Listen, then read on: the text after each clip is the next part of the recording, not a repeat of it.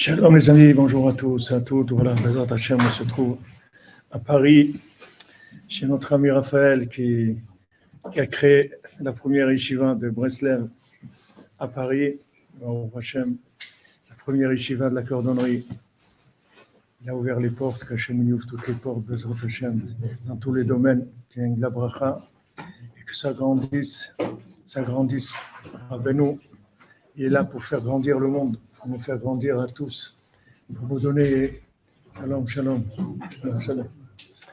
pour nous donner à tous et à toutes le secret de notre vie, savoir pourquoi on est venu là. Et comme il a dit, arrêtez de vivre comme des pauvres, arrêtez de jouer aux pauvres. C'est bien, c'est vrai que la cloche c'est bien, mais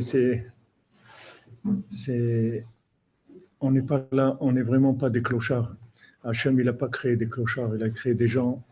Chaque personne, elle a quelque chose d'extraordinaire. Et seulement, comme on voit dans cette Torah, on est endormi. C'est-à-dire, le monde, il nous a endormis. Et il essaie de nous endormir. Shalom Naftali, de Bretagne. Naftali le Breton. Et voilà, Rabbi Nachman est là pour nous réveiller et nous faire prendre conscience qu'on a une richesse extraordinaire intérieure, nous donner les outils pour la faire naître. Il y a beaucoup de gens qui parlent de forces extérieures, que chacun il y a des coachs, il y a beaucoup de choses. Mais une méthode pour naître, pour commencer à exister. Voilà, bon Hachem, je suis venu avec un Uber, un taxi. On a parlé que de Rabbeinu toute la route. Et il m'a dit, on vit dans un monde de fous. Il m'a dit, ils sont fous les gens. Il m'a dit, c'est dangereux de fréquenter les gens. Il m'a dit, ils sont fous. Il m'a dit, les gens ils croient pas en Dieu, ils croient pas dans la prière. On a parlé que de Rabbi Nachman toute la route là, c'est une demi-heure de trajet. Il n'y a rien de... Il n'y a pas de hasard. Tout est connecté, tout est dirigé, tout est aidé. Il faut juste vouloir le bien. Comme Rabbi Nachman dit, dans le chemin qu'on veut, Hachem nous dirige. C'est tout. Il faut vouloir le bien et Hachem nous dirige vers le bien. Bémet, ce n'était pas facile. Heureusement que j'ai une épouse, Hachem, qui me pousse, mais c'est tellement dur de quitter Jérusalem, le cocon d'être au Kotel. Et c'est le paradis sur terre. C'est sûr que c'est dur de quitter le paradis. C'est n'importe qui vous allez dire quitte le paradis, il va dire mais attends, mais c'est dur. Et elle m'a dit on te demande d'y aller. Il faut y aller, il n'y a pas de question, c'est tout. Allez, tu vas, c'est tout. Ok, on va. Mais bon, Hachem, quand on est là, on est content, on est joyeux, c'est la volonté d'Hachem.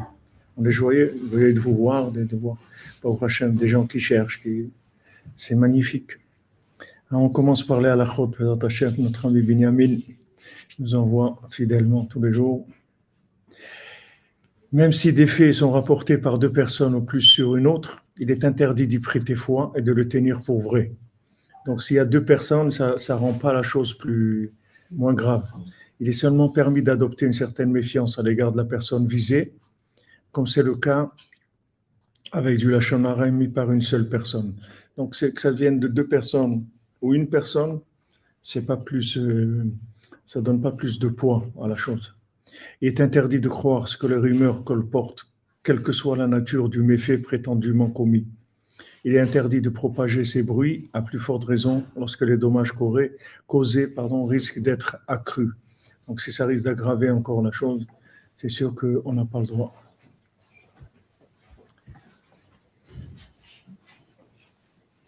Amen, amen, Pierre Youssef. Voilà, quand on a Isha Irat Hashem, quelqu'un qui a le mérite d'avoir une femme qui craint Hashem, elle le pousse dans le chemin d'Hashem. L'homme, il est casanier, il n'aime pas bouger. L'homme, il n'aime pas bouger du tout. Quand est-ce que je vais à Montréal? Bezat Hashem, mercredi soir, on commence les festivités jeudi soir. La fête, on commence jeudi soir à Montréal. On commence les cours, Bezat Hashem. L'homme n'aime pas bouger, l'homme il est statique. La connaissance, ça fige. L'homme il vit avec la connaissance, ça le fige. Il a compris, ça y est, des choses, il sait des choses, il ne bouge pas. Il faut acheter les mains pour Rivka Bat Hélène et Levana Bat Rivka, Bezant Hashem, Bissoud Rabbeinu. Tous les malades, Bezant Hashem. Une tzedaka pour votre réussite, Bissoud Rabbeinu, que les Rebbe vous accompagnent dans vos mots. Amen, Amen. Aaron, pour toi. L'homme, il n'aime pas les changements. Quand il a trouvé, il ne bouge pas. Il a besoin d'une femme pour renouvellement. Une femme, elle a une garde-robe, il y a 20 vêtements, 30. Un homme, il a une veste jusqu'à qui change. Je dis, moi, voilà, je dois changer ma veste, ça fait 2 ans, oh là, j'ai pas pour aller, les trucs, les horaires, quand c'est ouvert. Allez, c'est pas la peine, on verra. Une femme, le renouvellement, c'est la vie. Elle est trachoute. Un homme qui a une femme, il est mitradesh, il se renouvelle tout le temps. C'est la vie, c'est le renouvellement. Qu'Hachem donne le mérite à tous célibataires de se marier, d'avoir des enfants. Oui, ce mercredi 7 décembre, oui, Madame Amazon, présente Hachem. Alors, dans notre Torah, l'enseignement dans lequel on est 60 de Rabbeinu c'est la Torah sur les comptes, c'est la Torah Menachamaim, on est dans la fin des Sipurim Asiyot. Voilà, au mois de février, on va fêter 3 ans de cours sur Sipurim Asiyot. Tous les jours, Hachem nous a donné ce cadeau-là. Sipurim Asiyot, dans 3 ans, toutes les nuits. Qu'est-ce qu'on peut dire qu'Hachem on ne sait même pas pourquoi, on ne sait pas pourquoi. C'est pas pourquoi nous, pourquoi pas les autres. Vous voyez ce chauffeur de taxi et tout. Et pourquoi il ne connaît pas Rabbeinu et tout aussi. Il a un cœur, il a de la émouna, il a tout. Je ne sais pas. Pas de question, on ne comprend rien. On sait que c'est bien. Alors cet enseignement, c'est l'enseignement sur les Sipurim Asiyot. C'est-à-dire c'est le seul enseignement dans le côté moral qui parle des contes et qui amène toute la trame, toute la structure des contes. Et les contes, comme tous les enseignements de Rabbeinu, ils ont toujours été dits avec un événement dans le monde. C'est-à-dire jamais Rabbeinu il a enseigné quelque chose s'il n'y avait pas dans le monde un repère par rapport à ça. Jamais Rabbeinu il a dit de la connaissance gratuite. C'est-à-dire qu'il fallait que dans le monde il se passe quelque chose et que cette chose-là, elle entraîne. Amen, amen, Madame Rouy, Bezrat Hashem, Shlema, pour Dvorah Miriam, Bat Korina Yala, amen, amen. Razak, Razak.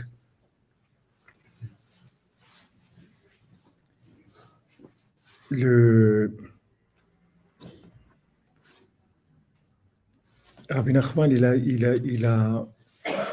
a dit des choses extraordinaires. Il a enseigné les enseignements les plus élevés qu'il y a dans le monde. Mais la base de son enseignement, la base de tout son enseignement, c'est l'ignorance. C'est ça la base de l'enseignement.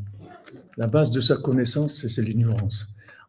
Plus vous allez être conscient que vous êtes ignorant, et plus vous êtes prêt à recevoir de la connaissance. Plus vous savez, plus vous allez vous limiter dans la connaissance. Donc Rabbi Nachman, quand Rabbi Nathan est arrivé chez lui et qu'il a commencé à raconter les 7 mendiants, Rabbi Nathan n'était pas là. Donc Rabbeinu a commencé à raconter 7 mendiants. Il a raconté le premier, le mendiant aveugle. Il a raconté d'abord la première partie du roi qui a donné la royauté à son fils de son vivant, etc. Après, il a raconté le premier. Est-ce que je viens voir le Messie à Paris? J'espère que lui va me voir. C'est pas moi. Moi, je ne sais pas qui c'est. J'espère qu'il est là. Moi, je ne sais pas. Moi, je ne sais pas qui c'est. J'espère que lui va me voir. Que je suis. Betzalel ben Patricia Rachel, Fouachlema, Ethan ben Patricia Rachel, Fouachlema, Bezat Hashem. Donc Rabbeinu, il a raconté le premier mendiant avec l'introduction, et voilà, il s'est arrêté. Et Rabbi Nathan, quand il a entendu de son ami Rav Naftali qui était présent, il lui écrivait tout le temps pour lui dire voilà ce qui se passe. Et quand il a entendu le conte des 7 mendiants, il a su qu'il se passait quelque chose c'était autre chose complètement de tout ce que Rabbeinu l'avait enseigné, c'était quelque chose d'une autre dimension. Donc Rabbi Nathan, il est venu voir Rabbeinu à Breslev, puisque Rabbi Nathan, il habitait à Nemirov, c'est pas très loin de Breslev, mais c'est quand même à quelques dizaines de kilomètres, je sais pas, 30 kilomètres peut-être, c'est pas très loin. Il est venu et il est rentré chez Rabbeinu, et alors Rabbeinu lui a corrigé, il a répété ce qu'il avait entendu, et après, Rabbi Nathan, il attendait, il a dit, et la suite, vous avez parlé de 7 mendiants et tout. Alors Rabbi Nachman lui a dit, crois-moi, moi aussi, je suis tellement intéressé de connaître la suite. Je voudrais tellement connaître la suite. Alors, Rabbi Nathan, il voyait comment il fonctionnait Rabbeinu. Rabbeinu, il ne savait pas, lui-même, il ne savait rien du tout. Tout ce qu'il a amené, c'est sa conviction de son ignorance. Nous, on croit, même quand on dit, bon, je ne sais pas, etc., mais je ne sais pas, ça veut dire quoi? Chez nous, ça veut dire quoi? Je ne sais pas. Je ne sais pas, c'est peut-être 2%, 3% de notre connaissance qu'on est d'accord de mettre un petit peu de côté, mais de rien savoir du tout. C'est-à-dire de vivre sans aucune connaissance, sans aucune projection de quoi que ce soit. Ça, c'est un niveau extraordinaire. C'est comme ça que Rabbi Nachman il fonctionne. Il a dit, voilà, moi, ce que je vous enseigne, c'est des enseignements qu'il n'y a jamais eu dans le monde, mais l'enseignement de l'ignorance que je vous enseigne, ça, c'est le plus grand enseignement que je vous enseigne. Je vous enseigne que vous sachiez, que vous soyez convaincus que vous êtes des ignorants. Et le jour où vous saurez que vous êtes des ignorants, alors vous allez vous brancher sur Hachem et vous allez commencer à recevoir de la connaissance par flux divin qui ne s'arrête pas, qui ne s'arrête jamais. Ne s'arrête jamais, ni quand vous êtes réveillé, ni quand vous mangez, ni quand vous travaillez, ni quand vous dormez. Ça marche tout le temps. Vous voyez, vous prenez un taxi, pourquoi il se met à parler de ça, un taxi Uber? Vous commencez à Uber. Pourquoi dès qu'il vous voit, il commence à parler de Dieu, il commence à se remettre en question, il commence à dire ouais, j'étais marié 7 ans et vraiment j'ai fait tout ce que j'ai pu pour que ça marche. Je sais pas pourquoi. Après, on s'est séparés, mais j'ai quand même 2 enfants. Pourquoi? Parce que si vous voulez, la conscience de l'ignorance, ça fait naître la connexion, ça fait naître ça donne aux gens envie de s'exprimer et tout. Quand vous venez devant quelqu'un qui sait des choses, vous n'avez pas envie de parler. Qu'est-ce que vous allez parler? Vous allez dire quoi? Vous allez rajouter des couches sur des mais quand vous avez affaire à quelqu'un qui sait rien, ça vous donne envie de vous exprimer. C'est la vie, c'est-à-dire c'est la vie. En fait, l'ignorance, c'est la vie. C'est le contraire de ce qu'on nous a appris complètement. C'est le contraire. On nous a appris, apprends. Plus tu vas apprendre, plus tu vas être grand. Et nous, on vous dit le contraire. Plus tu vas apprendre, plus tu vas devenir petit. Chaque chose que tu apprends, ça va te réduire. Ça va te rendre petit. Tu vas te réduire à ta connaissance. Ok, tu sais beaucoup de choses. Tu as des diplômes, tu as des trucs, tu as lu des livres. Ok. Mais sache que tout ça, c'est rien du tout par rapport à la connaissance du flux divin. La connaissance du flux divin, d'abord, elle est actuelle. Elle est remise à jour chaque seconde. Et c'est complètement nouveau. C'est de la vie. La connaissance qui est stockée, c'est mort. Alors que la conscience de l'ignorance produit la rage du savoir. Zach, c'est bien ça, c'est beau. C'est beau. D'avoir cette connexion, voilà, je sais rien.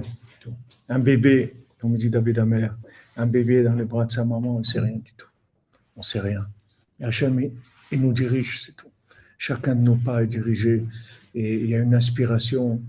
On voit quand je suis parti de Jérusalem, il y avait quelqu'un qui vient, qui habite aussi pas loin de chez moi, un père de famille, qui a une grande famille, tout. Il vient collecter en France des fois. Et il n'a pas une association, alors il me demande de déposer ses chèques dans notre association et de remettre les dons.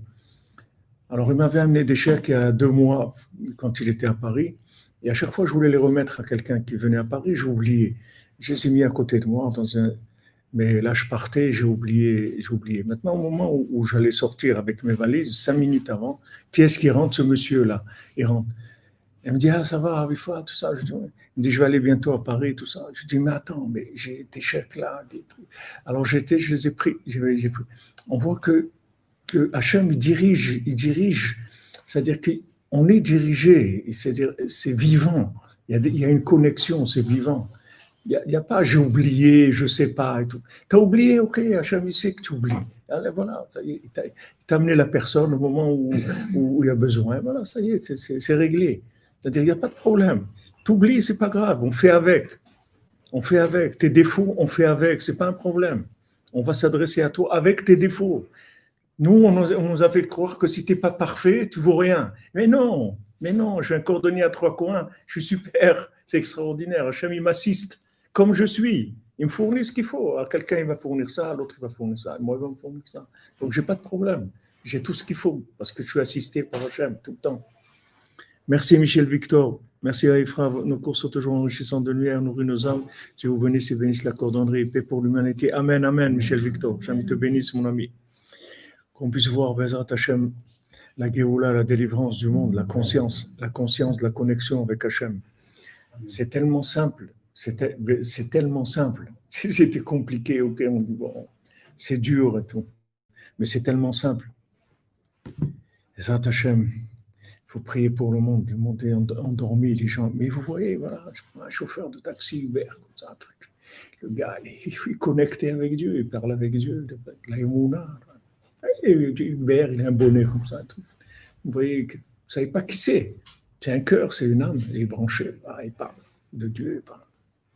C'est une merveille. Donc, Rabbeinu, ce qu'il nous apprend, en fait, chaque parole de Rabbeinu, elle nous vide de notre connaissance. C'est ça le but. Le but, c'est de creuser, c'est pas de remplir. C'est de creuser, c'est de nous rendre ignorants et de nous rentrer dans un besoin de communication avec Dieu permanente.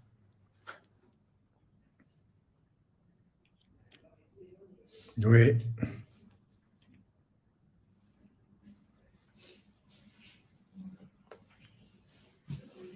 C'est tellement simple, la connexion, tellement beau. Commencez votre journée, vous parlez avec Dieu, vous remettez entre ses mains. Vous dites, voilà, tu es mon créateur, c'est toi qui m'as amené ici. Occupe-toi de moi. Je ne sais pas quoi faire.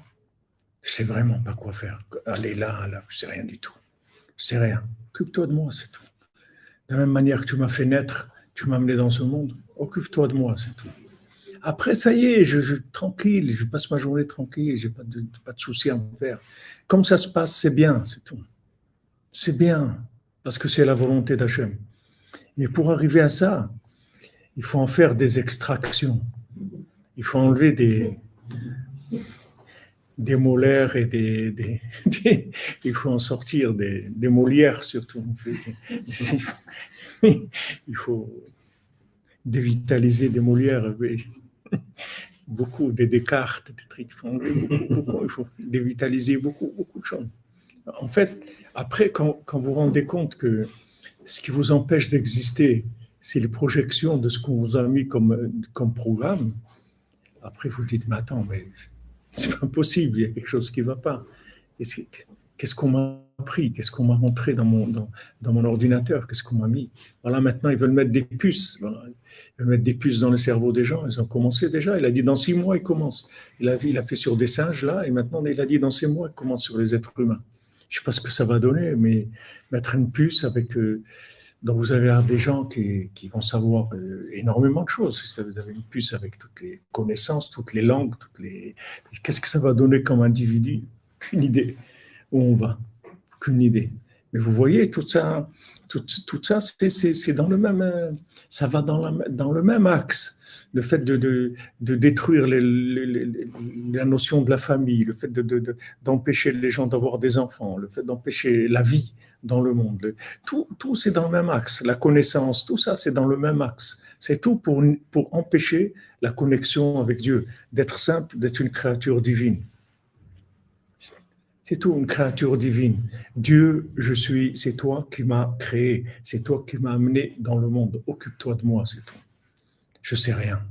Je sais vraiment rien. je ne sais pas ce que je dois faire. Oriente-moi, c'est tout. Là où tu mets mes pas, je vais, je ne sais rien. Plus on sera conscient de ça, et plus on aura une assistance divine et une vie, quelque chose qui s'appelle une vie heureuse, une vie heureuse. Parce que le bonheur, c'est ça. Le bonheur, c'est de construire la présence divine dans le monde, de construire un foyer pour Hachem, d'avoir la présence divine dans notre cœur.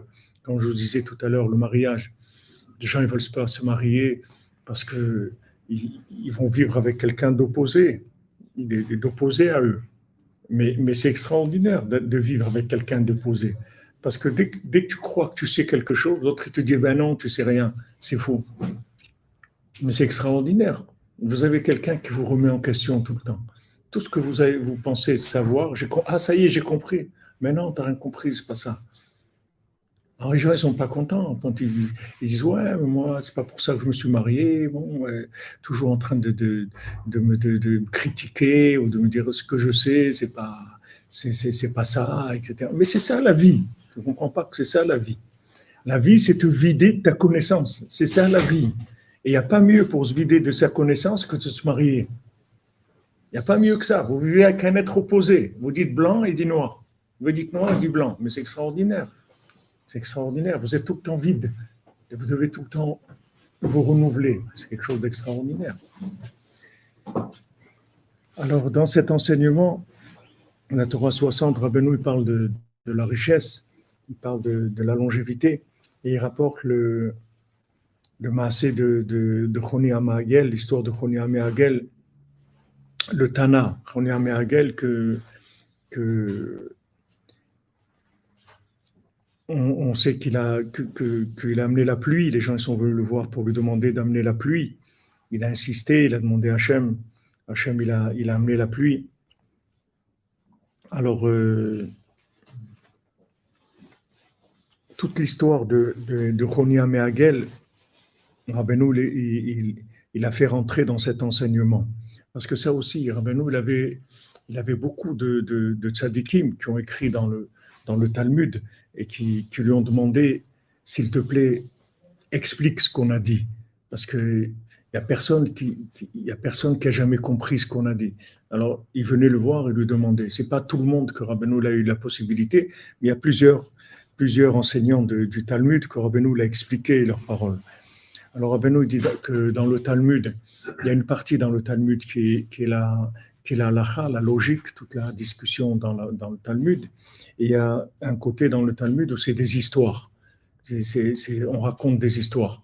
Et ces histoires-là, le Hari Akadosh dit qu'elles sont plus élevées que tous les enseignements qu'il y a. Et ces histoires, en fait, elles viennent d'endroits très, très élevés. Et elles sont faites pour pouvoir gérer la connaissance de manière à ce que la connaissance, elle ne déraille pas. C'est-à-dire, pour que la connaissance ne déraille pas, il faut qu'elle soit tout le temps éveillée. Maintenant, cet éveil, ça vient des contes qu'il y a. Il y a des gens qui ne sont pas contents quand dans le Talmud, il y a des histoires. Ils disent, mais attends, mais ces histoires, ça ne sert à rien. On est en train de traiter des sujets très concrets, des règles, des lois, etc., très logiques. Pourquoi il y a des histoires au milieu? Ces histoires-là, elles sont faites pour réveiller la mémoire de l'infini et pour permettre de ne pas dérailler dans la logique, de manière que la personne, en rentrant dans la logique, elle reste connectée. Parce que le monde dans la logique, c'est un monde très, très dangereux. C'est-à-dire quand quelqu'un rentre dans la logique, il peut arriver à des conclusions qui sont complètement aberrantes. Il a besoin, et on a besoin de logique. Si on n'avait pas besoin de logique, okay, on jette tout et on n'en parle plus. On a besoin de logique, il faut qu'on fonctionne dans ce monde-là. Il faut du fonctionnement, il faut comprendre des choses. Mais il faut que cette compréhension, elle soit tout le temps guidée, elle soit sécurisée, qu'on ne s'éloigne pas, qu'on reste tout le temps dans l'axe. Dans cet axe-là, alors on va comprendre des choses et on va pouvoir faire. Alors, Rabbeinu dit que l'histoire de Choni Hamehagel, ça explique, c'est-à-dire Rabbeinu, il a mis toute la notion de Sepurim Maasiot, il l'a rentré là-dedans. Maintenant, Rabbi Nachman, il n'avait pas un problème pour utiliser la Torah, toute la Torah entière. Rabbi Nachman, ce qu'il comprenait, c'était dans des mondes très élevés, et ensuite il habillait ça dans la Torah. Mais Rabbi Nachman, il avait toute la Torah devant lui tout le temps, présente, tout ce qui est écrit dans toute la Torah entière, en même temps, pas, pas qu'il savait des choses qui sont stockées une sur l'autre ou une à côté de l'autre. Il avait tout live devant lui, tout en même temps, tous les enseignements, tous les langages. Rabbi Nachman, il parlait toutes les langues.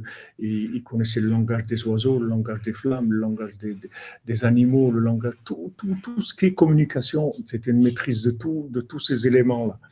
Donc, quand il avait une compréhension, là où il décrochait quelque chose, il l'habillait dans un enseignement de la Torah. Mais il pouvait choisir beaucoup d'enseignements.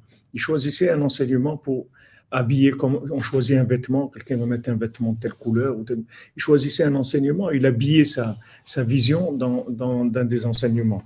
Donc ici, il a pris l'histoire de Chonia Meagel par rapport au principe de dormir 70 ans et des contes qui réveillent du sommeil.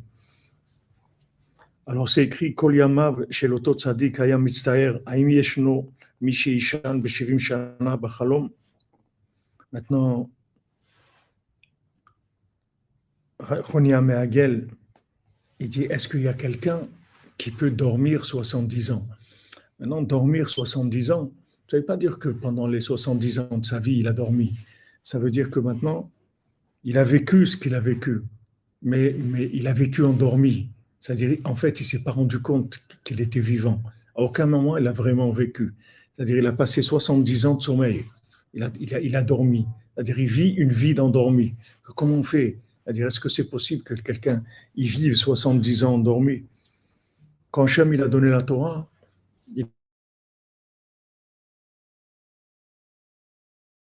une présence de la Torah dans les 70 nations, de manière à ce que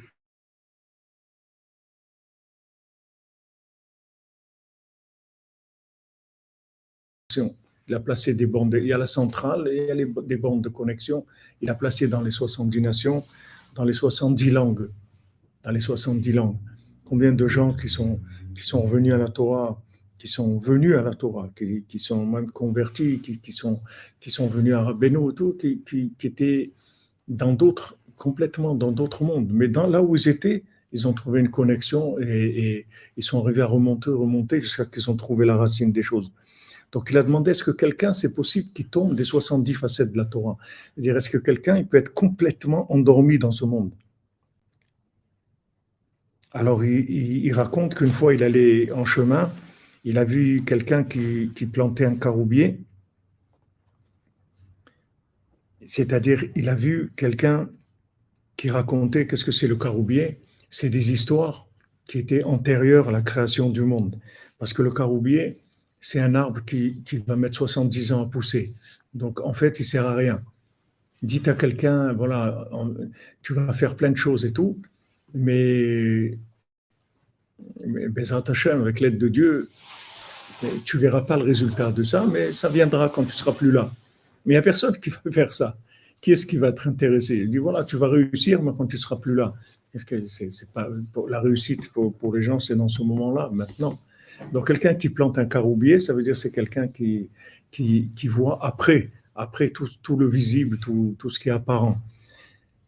Donc, il a vu quelqu'un qui en fait, il racontait des contes qui viennent des années antérieures. Alors, il lui a dit, un caroubier, ça ne donne pas de fruits qu'après 70 ans. Est-ce que c'est clair pour toi, c'est évident que tu vas vivre 70 ans, que tu vas manger des fruits du caroubier? Alors il lui a dit, pourquoi tu ne racontes pas des histoires, pas des histoires qui sont antérieures à la création du monde, mais pourquoi tu ne racontes pas des histoires du vécu? L'histoire, tu racontes pas de l'histoire de Napoléon, de Vercingétorix, ou je sais pas. Pourquoi tu racontes pas des histoires de ce monde-là? Pourquoi tu racontes des histoires de mondes qui sont antérieurs? Bien que ces histoires-là, tous les contes des 13 contes, ils ont existé quelque part. C'est pas des contes qui sont complètement virtuels, qui sont complètement spirituels. Il y a eu la princesse, il y a eu tout ça, ça existait, mais pas dans pas là où on se trouve nous, mais ça a existé. Concrètement, ça a existé. C'est-à-dire, ces personnages, ils ont existé concrètement. C'est quelque chose qui s'est réalisé. Mais il dit, pourquoi tu vas chercher des comptes qui sont tellement élevés?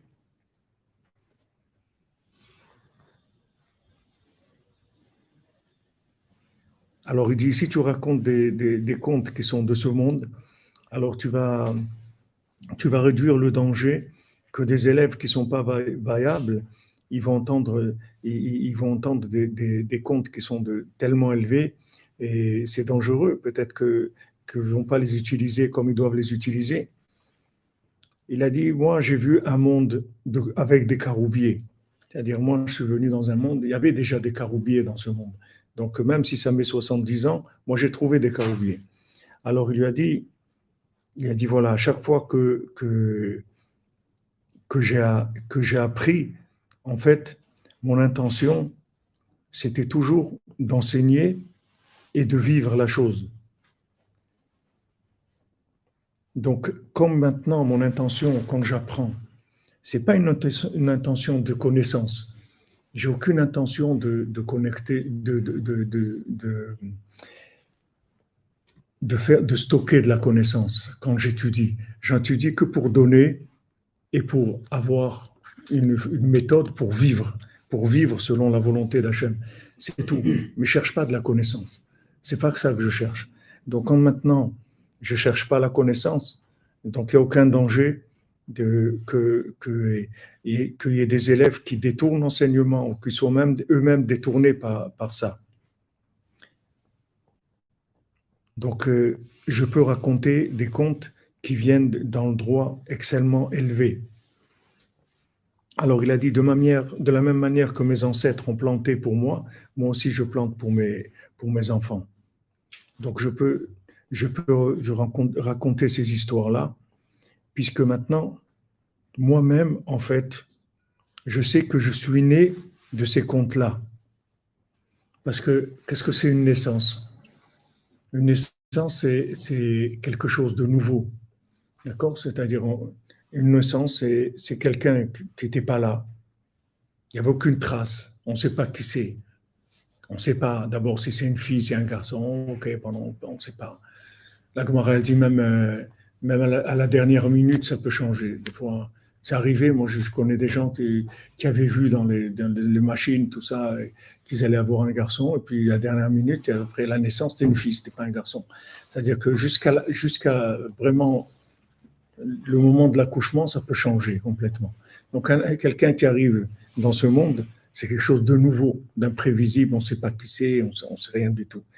Donc, il a dit d'où ça vient, ça, ce renouvellement-là. D'où ça vient une âme nouvelle qui vient.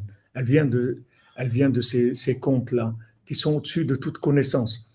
Il n'y a aucune âme qui est la conséquence il n'y a personne qui vient sur Terre qui est le résultat de quelque chose qui a déjà existé. Il n'y a aucun bébé qui naît, et c'est ça qui est fascinant, en fait. La chose qui est la plus fascinante, c'est ça, de voir un être qui arrive et il n'y a personne qui le connaît, il n'y a pas de traces, il n'y a pas de passé, il n'y a pas de casier judiciaire, il n'y a rien du tout, on ne sait pas qui c'est, on ne sait même pas comment il s'appelle, en fait, et on ne sait rien du tout sur lui. Complètement nouveau. Donc, d'où je suis né. Moi-même, je suis né des contes, parce que c'est complètement nouveau. Donc, je suis venu par ça dans le monde.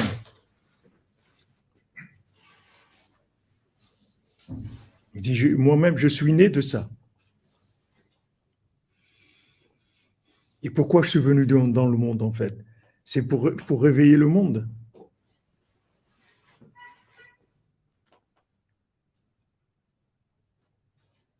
Réveiller le monde, ça veut dire quoi? Ça veut dire commencer à donner aux gens la conscience qu'ils sont capables de parler, qu'ils ont une force dans la parole. C'est-à-dire, Rabbi nous dit ici dans cette Torah, comme on l'a vu, tout l'éveil, en fait, il va se manifester dans la parole. Quand la personne va commencer à prendre conscience qu'elle est capable de communiquer, elle est capable de communiquer avec Dieu, elle est capable de communiquer avec les gens. Rabbi Nachman l'a dit une fois à quelqu'un qui était venu et qui lui a dit je voudrais parler avec vous, mais j'arrive pas à parler avec vous. Alors Rabbi Nachman lui a dit parle avec Dieu. après tu viendras, tu pourras parler avec moi aussi. C'est-à-dire que libérer dans l'homme, libérer ce mutisme-là, cette solitude-là, ce confinement-là, de croire qu'on est seul, qu'il ne se passe rien, et qu'on est abandonné, qu'on est là tout seul dans un appartement. On n'est jamais seul. Ça n'existe pas quelqu'un qui est seul. Vous pouvez parler avec Dieu tout le temps. Mais si vous parlez avec Dieu, après vous pourrez parler avec tout le monde. Mais d'abord, il faut parler avec Dieu. Il faut créer d'abord le lien avec Dieu. Ce lien, après, il donnera la possibilité de créer des liens avec tous les individus. Et aussi de trouver sa moitié, de trouver son conjoint. Les gens qui veulent trouver leur conjoint. Il faut commencer d'abord par créer un lien avec Dieu. Une fois que je crée le lien, le dialogue avec Dieu, après, c'est plus facile de trouver mon conjoint. Parce que mon conjoint, en fait, c'est Hachem qui lie les âmes. Ces âmes-là, elles sont une seule, c'est-à-dire l'homme et une femme, c'est une seule âme. Seulement Hachem les a mis dans le monde sous deux formes. Comme je vous l'ai dit plusieurs fois, Adam, quand on parle de Adam, ça veut dire un homme et une femme. Quand la Torah elle parle de Adam, c'est toujours l'homme et la femme. Adam, c'est pas un homme. Adam, c'est les deux ensemble. C'est les deux ensemble. Pourquoi Hachem, il les a séparés? Il en a fait deux parce qu'il a vu que l'homme tout seul, c'est pas possible. Il peut pas exister. Il peut pas exister. Il n'a pas d'existence. Qu'est-ce qu'il faisait? Il allait avec des animaux. Il savait pas quoi faire dans le monde. Il savait pas. Il était perdu complètement. Donc Hachem, il a créé la femme avec une partie de l'homme de manière à ce que tous les deux ils se cherchent. D'ailleurs, en français, c'est une expression, quand même quand les gens se disputent, ils disent tu me cherches. Hein, c'est-à-dire qu'il y a une expression comme ça de l'opposition, de se chercher, c'est-à-dire on cherche l'autre. Et Hachem, il a fait ça justement pour créer la vie, pour créer la vie. Sinon, il n'y a pas de vie. L'homme, déjà le premier homme avec ça, il a eu ce qu'il a eu. Mais s'il avait été tout seul, il n'aurait rien fait dans le monde. Il n'aurait rien fait. Il aurait été un animal. Il n'aurait pas été un homme. Dans son vécu, il aurait été un animal. Il n'aurait pas été un homme. Tout ce qui lui a donné la possibilité de se développer, d'être un homme, c'est le fait qu'Hachem, il l'a séparé en deux. Il l'a séparé en deux parties, en fait. Il a pris ce qui était l'homme. L'homme, ça veut dire un homme et une femme qui étaient dans un seul individu. Il en a fait deux. Comme Yaakov qui épouse Léa et Rachel. Léa et Rachel, c'est une seule personne. Mais par rapport à l'époque de Yaakov, il fallait les séparer, les deux. Il fallait que les deux soient distincts, qu'il y ait Léa et Rachel.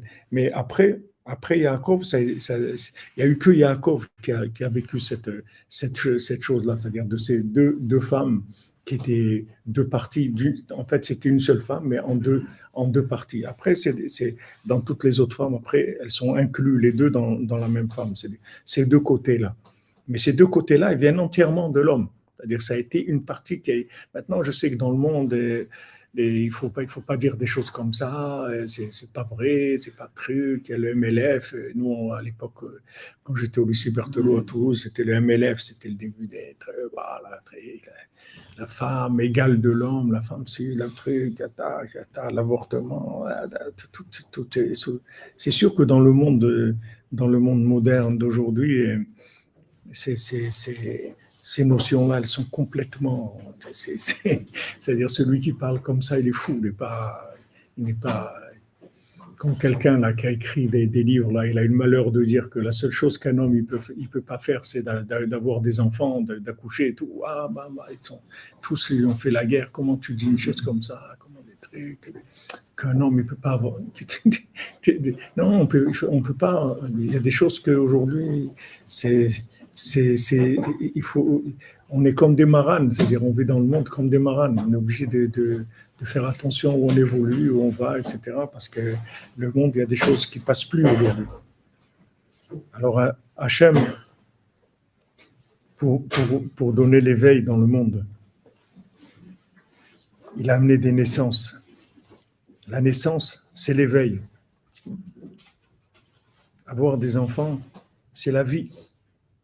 Bien sûr que ça prend beaucoup de temps dans la vie d'avoir des enfants. Ça prend une grande partie de la vie. C'est pas que de les élever, même de les marier. Il y a un service après-vente, après, il faut continuer. C'est une vie, ça prend beaucoup, beaucoup de temps. Mais c'est la vie, c'est ça la vie. La vie, c'est le renouvellement. Le renouvellement, sans arrêt, sans arrêt. Et ça, c'est possible que si on est deux, c'est-à-dire on est deux et on est opposés l'un à l'autre. Alors, le fait qu'on est opposés, ça nous donne tout le temps le challenge qu'on doit aller tout le temps. On ne comprend pas ça, allez, avec l'autre, on va comprendre, on va se remettre en question, on croit qu'on a compris, on voit qu'on n'a pas compris, sans arrêt, c'est ça la vie. Sinon, c'est la mort, c'est pas la vie. Alors, les gens qui dorment, c'est ça, c'est des gens qui dorment, c'est des gens qui savent des choses. Ces gens-là, ils dorment, ils sont endormis. Même la connaissance de la Torah, vous voyez, moi, bon, Hachem, je ne sais pas pourquoi Hachem m'a donné ça, peut-être parce que j'ai aucune mémoire du tout, je ne sais pas, mais moi, je ne peux pas préparer des cours. Si moi, je prépare un cours, je viens, j'ai l'impression que c'est une machine, il faut qu'un cours il se fasse avec il faut qu'il soit interactif, il faut que ça soit vivant, sinon, si on veut en dire des trucs, vous pouvez lire des livres, vous pouvez voir Rav Google, il sait beaucoup plus que tout le monde. Et maintenant, les puces, là, s'ils nous mettent des puces dans la tête, alors là, on va être tous, je ne sais pas ce qu'ils vont faire les gens, mais tous les gens, ils vont être en même temps agriculteurs et historiens et médecins et chirurgiens, et présidents et rois, et ils vont tout savoir. On va leur mettre une puce avec, on ne peut même pas imaginer ce que c'est, mais ça va, si ça se fait, j'espère que ça ne se fera pas, parce que c'est pas tellement, c'est pas la volonté divine, mais ça peut donner je sais même pas qu'est-ce que ça peut donner, un individu qui sait tellement de choses, peut-être c'est Mina Shamayim, puisque cette connaissance-là, tellement, tellement grande, ça va amener les gens tout simplement à refuser toute connaissance et à commencer à prier, peut-être ça mènera à ça, on ne peut pas savoir, qu'il y a des chemins d'Hachem, pas savoir. En tout cas, déjà, nous, avec tout le progrès de la connaissance et l'accès à l'école et aux universités, à toute cette connaissance, en fait, ça nous a amené à un moment à être vraiment malheureux et dépressif et à chercher, tiens, il doit y avoir autre chose. Tandis que quand on était ignorant, on croyait que si on allait savoir des choses, ça allait être bien. Ça allait être bien, comme des gens qui croient que s'ils sont riches, ils vont être bien. Et ils se trouvent riches et ils disent, mais attends, mais il ne se passe rien. Ben non, il ne se passe rien, non. Et il ne se passe rien, non.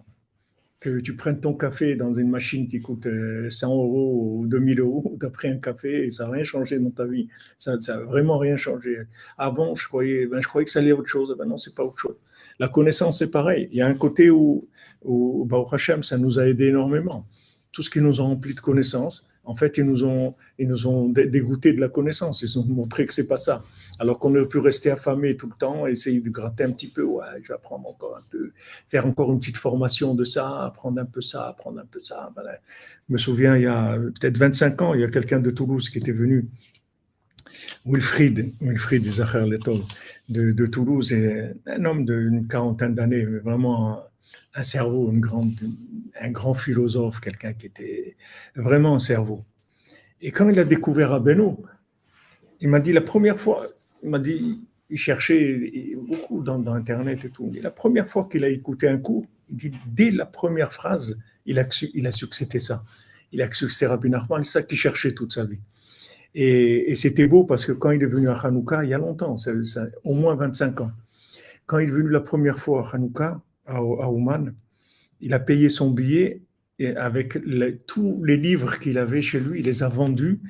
Et avec cet argent-là, il a payé le billet pour venir à Ouman. Pour lui, c'était symbolique, c'était important c'est important. Ça veut dire qu'il a pris toute sa connaissance. Avec ça, il a payé le billet pour Ouman. C'est-à-dire qu'il a pris toute sa connaissance et il en a fait on the way, c'est-à-dire on the road pour aller chez le tzaddik, aller derrière, on jette tout ça et on va chez le tzaddik.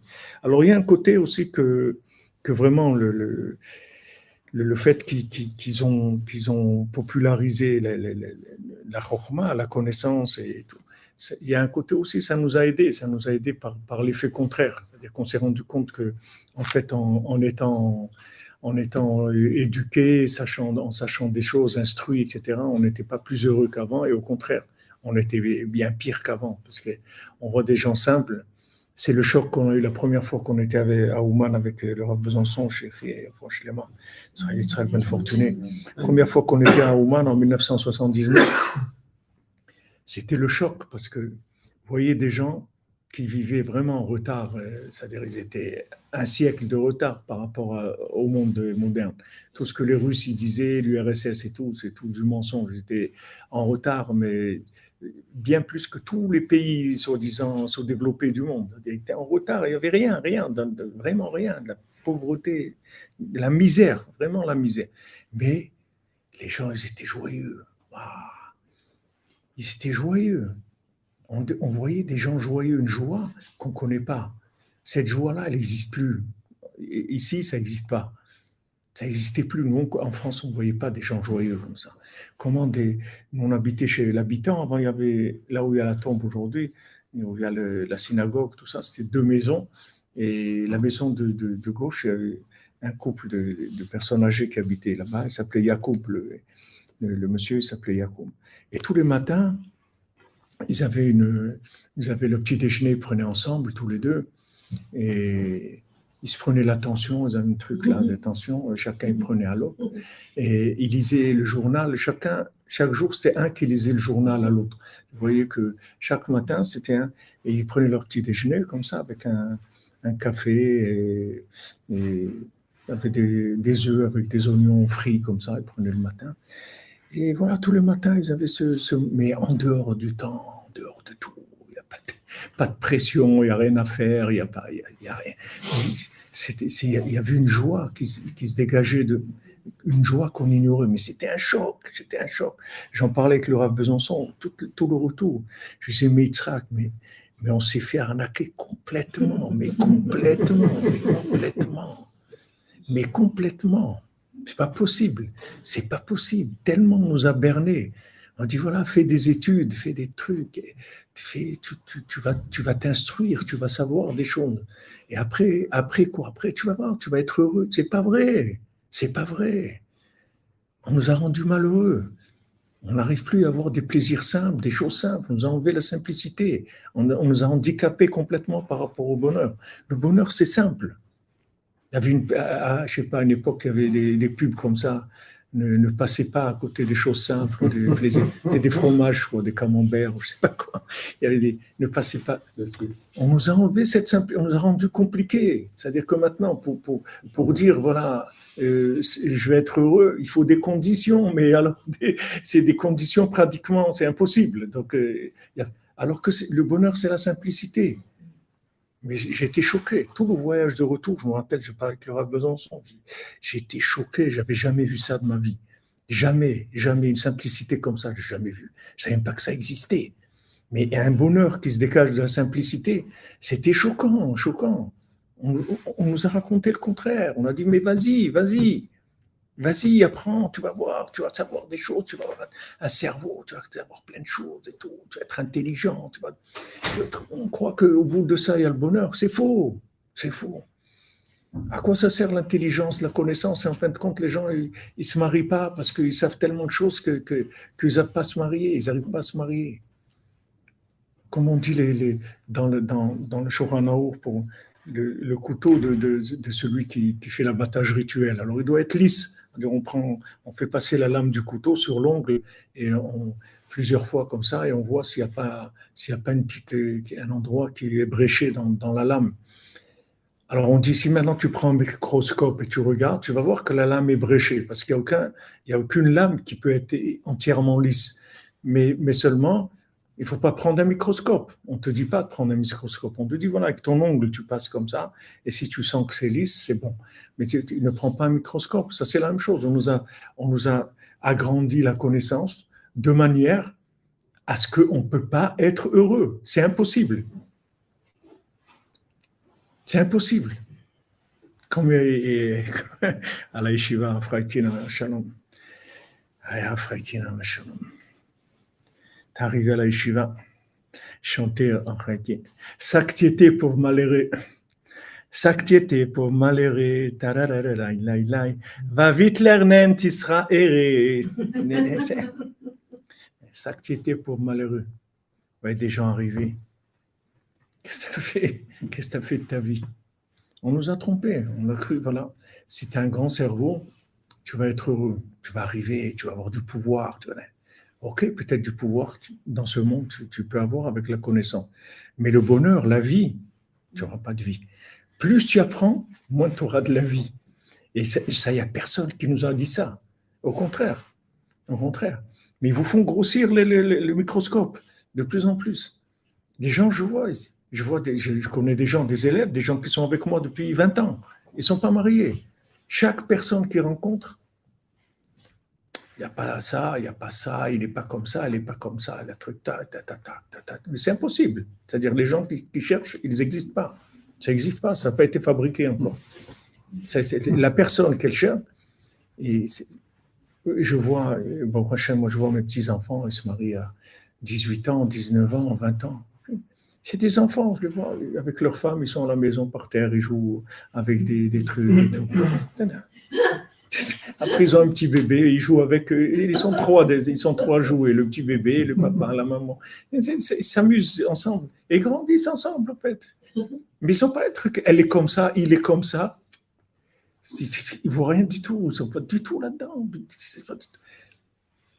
Des défauts, tout le monde en a, et des qualités, tout le monde en a. Donc, un peu plus de qualité, un peu plus de défauts, on arrange, on s'habitue, on fait avec, c'est tout. Comme nous, on a même des défauts de fonctionnement, des défauts dans notre système digestif, dans notre système nerveux, dans tout. On fait attention, on vit avec, c'est tout. On vit avec nos problèmes, on s'habitue, on vit avec, c'est tout.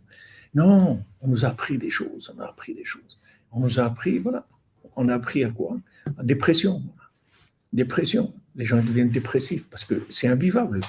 C'est invivable. C'est vraiment invivable. Vous voyez quelqu'un avec qui vous allez vous marier et vous voyez tous les défauts qu'il a. Vous dites, mais c'est pas possible. Mais je ne veux pas me lancer. Mais qui tu vas trouver? Tu crois que tu vas trouver quelqu'un ou à Hollywood, tu vas trouver peut-être ces personnes. Mais ça ne dure même pas 2 heures du tournage ou 5 heures du tournage du film, c'est tout. Après, c'est quelqu'un, il est même pire que la plupart des gens. Qu'est-ce que tu vas trouver? Qu'est-ce que tu veux trouver? On a un objectif dans notre vie. On trouve un partenaire pour cet objectif-là. Baruch Hashem, merci mon Dieu, c'est tout. C'est tout. On a un objectif, c'est tout. On va là-bas, pas de problème, c'est tout. Quand je me suis marié, connu ma femme, elle avait 19 ans, 21 ans. On va là-bas, je dis Esther, on va là-bas. Tu es d'accord? Dieu, c'est tout. Le reste ne m'intéresse pas.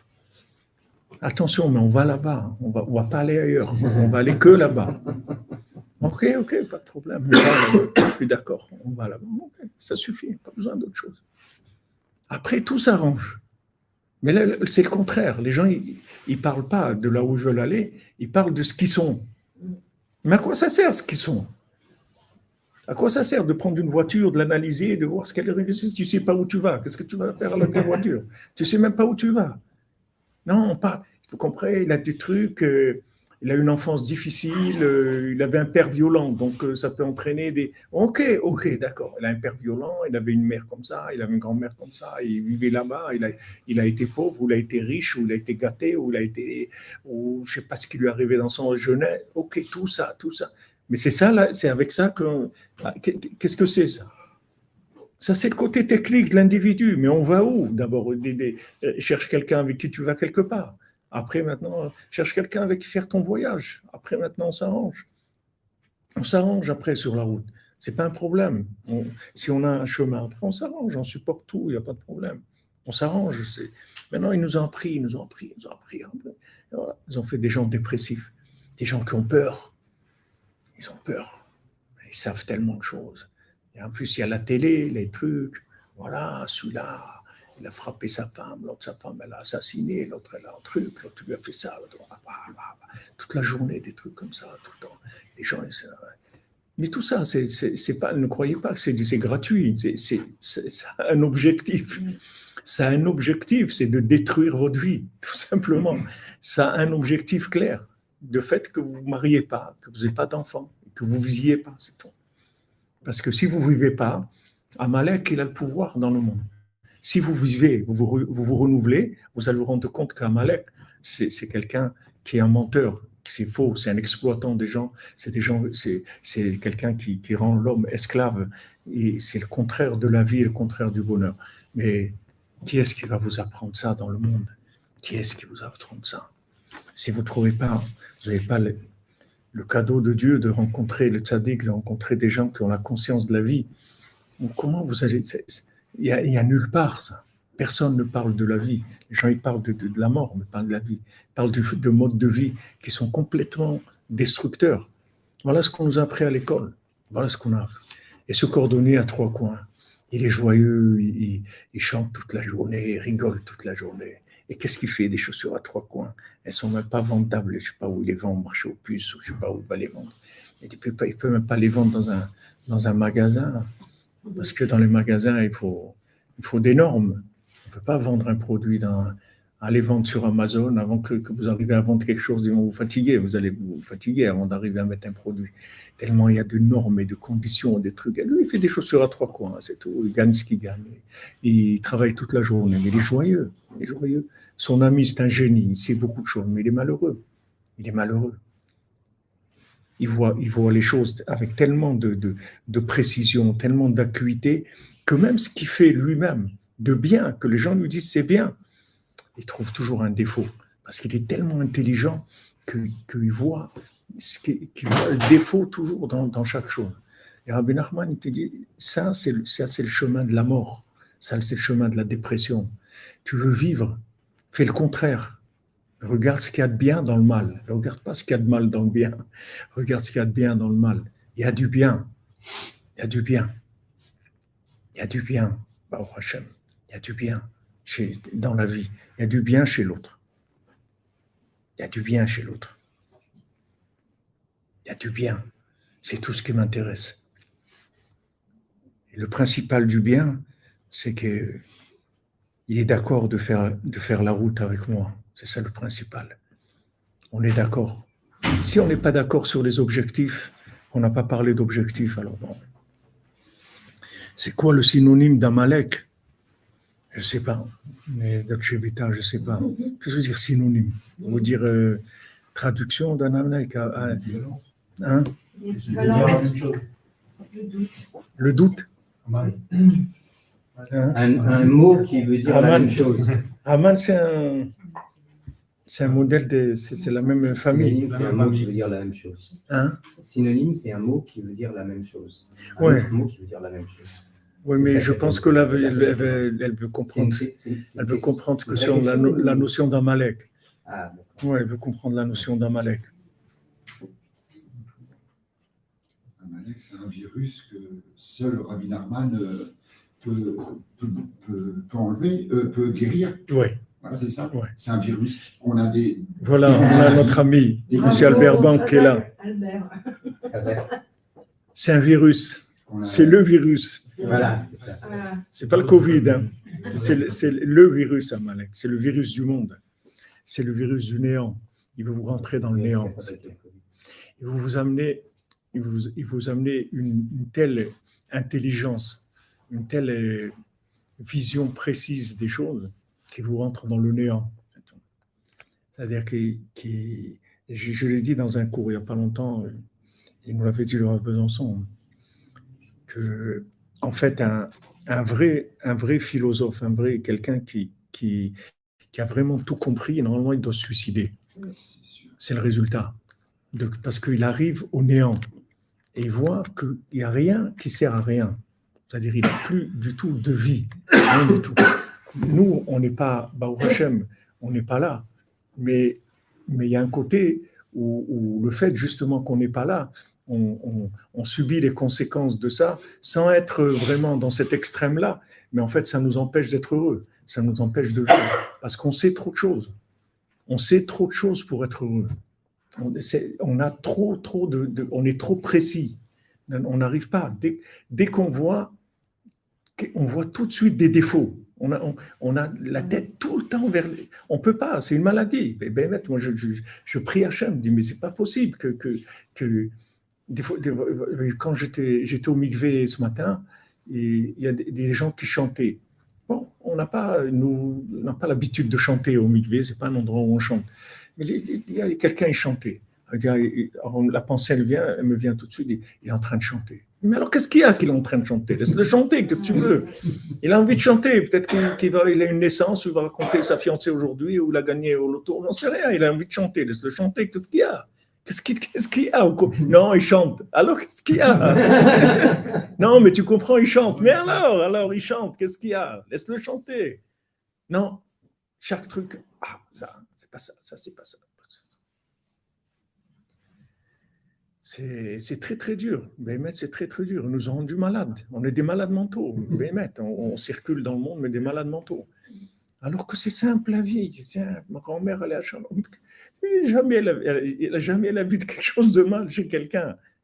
Jamais elle nous a dit pourquoi tu as fait ça, pourquoi tu as cassé ça, pourquoi tu pas réveillé, Jamais. C'est que de l'amour, bien. Jamais des questions, des analyses. Ça. Voilà ce que c'est être endormi. Un endormi, c'est ça. C'est quelqu'un qui vit avec de la référence mentale. C'est la définition de l'endormi.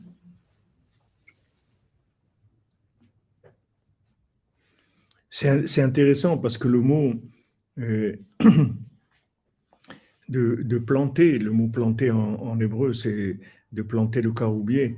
Alors c'est le même mot que quand on veut mettre une puce, ça s'appelle aussi les shtol, on met la même chose, c'est de planter, d'implanter, de faire un implant d'une puce aussi, ça utilise la même chose.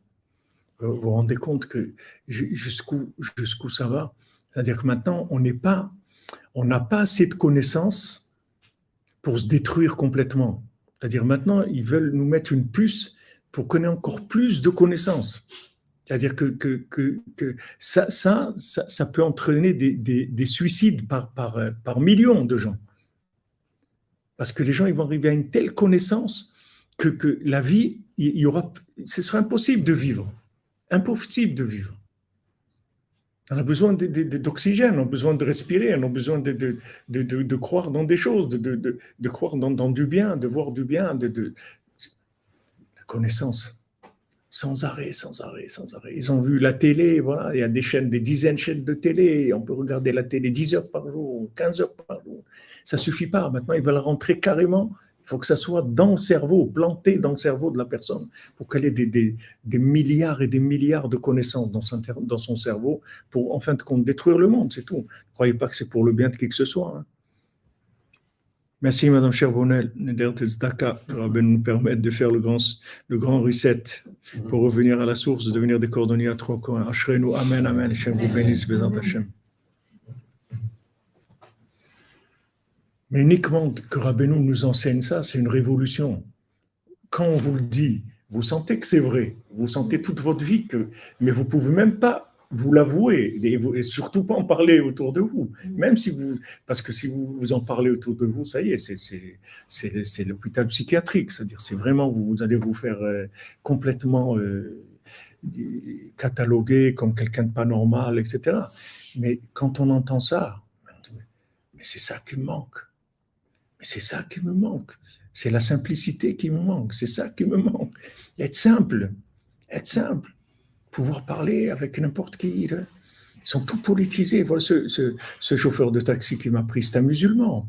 Mais on est tellement heureux de parler ensemble. Et quand je suis descendu, il m'a béni, je l'ai béni. Il était heureux, il avait un sourire comme ça. Et moi aussi, j'étais content. Voilà, tu as trouvé quelqu'un qui croit en Dieu, tu as parlé avec lui de Dieu, de foi, de prière, de la vie. C'est merveilleux, c'est extraordinaire. Non, connaissance, politique, truc, ça c'est pas bien, l'autre il est pas bien, celui-là il est pas. Et qui est-ce qui est bien alors? Toi, qui est-ce qui est bien? La personne qui est bien, comme il a dit Rabbi Nathan. Alors celui-là il est pas bien, et l'autre il est pas bien, l'autre il est pas bien. Et toi tu es bien? Non, moi aussi je suis pas bien. Alors qu'est-ce qu'on fait? Alors on change. On va dire celui-là il a beaucoup de problèmes, mais il a ça de bien, et l'autre ça. Et voilà, on va complètement changer la façon de voir les choses.